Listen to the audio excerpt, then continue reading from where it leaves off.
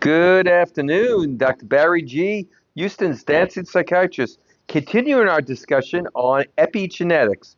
Discussion on epigenetics. Once again, the you have your genes, and then external or internal influences that can affect the genes, i.e., do genes get or products of genes get turned on or off?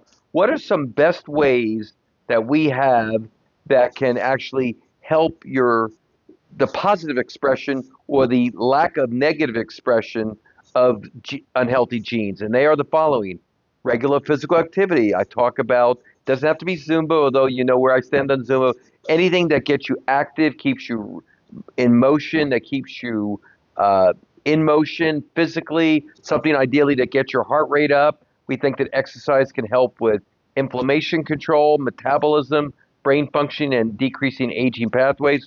We're talking about 150 minutes per week of moderate aerobic exercise, plus adding some strength training 2 to 3 times per week. An example of this could be swimming, cycling, resistance training, brisk walking, Zumba. Sorry, shameless plug, had to get that. Nutrition. You guys know I'm always talking about the microbiome and that 70 to 80% of your immune system exists in your gut. When you put 93 octane in your car, it's going to run different than 87. The same with nutrition. So you want to have foods that are associated with positive epigenetic effects. Leafy greens, cruciferous vegetables, olive oil, berries, fatty fishes, beans and legumes, nuts and whole grains, and also nutrients that are involved in that methylation pathway that I talked with you all about a few sessions ago.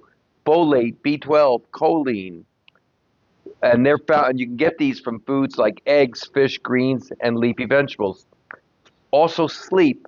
So many people do not sleep adequately. Poor sleep alters genetic expression and gene expression and can lead to impairment in your immune system, stress hormones, metabolism, stress reduction, things that you can do to reduce the effects of stress, which can have a cumulative chronic effect: meditation, prayer, deep breathing, yoga, social connection, avoiding smoking and limiting alcohol, maintaining health and metabolic activity. You guys have heard me talk about adipose tissue being an inflammatory organ.